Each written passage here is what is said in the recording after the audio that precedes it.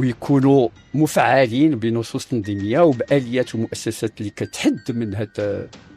وكاين حنا كنتكلموا بزاف على هيئات التقنين ما يسمى بدراكيب بحال تقنين المواصلات فيما يخص المحروقات واللحوم، مجموع ديال القطاعات، المشاكل اللي طرحت على اللحوم، على الادويه.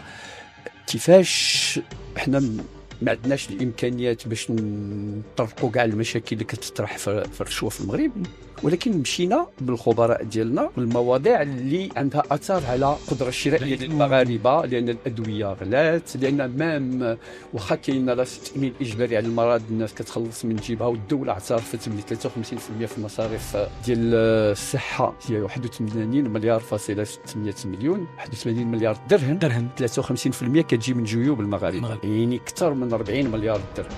ولات رغبه الشباب باش يمكن لهم يطرحوا مواضيع وكما قلتي يعني بحوث ولا ماستر ولا باش دابا مثلا المغاربه كيقولوا التغطيه الصحيه الشامله اللي كتهم المغاربه كاملين الموضوع، لكن حنا القانون المغربي كيهضر على التامين الاجباري على المرض، يعني حتى المفاهيم لا بينهم بحر.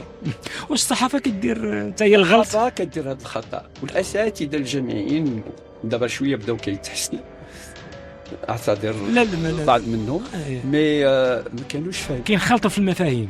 هذا الحين التغطيه الصحيه الشامله عندها اتفاقيه دوليه تبعها الامم المتحده، المنظمه العالميه للصحه، كتقول لك الا كنتي مريض ما خصك ترجع فاقع، خصك الخدمات الطبيه، خصك الاطباء، الممرضين، خصك الادويه، خصك المستلزمات، خصك التكوين، خص حتى لانفورماسيون دو سيتويان على لي ريسك ديالو في الماكله ديالو في كلشي باش يجتنب، يعني المعلومه والتحسيس العمليه التحسيسيه بالنسبه للمواطن. وهذا كتجي في المرتبه الخامسه التمويل، ان ندير لك الاقتطاع. حنا في المغرب بدينا بالاقتطاع وما عندناش الخدمات.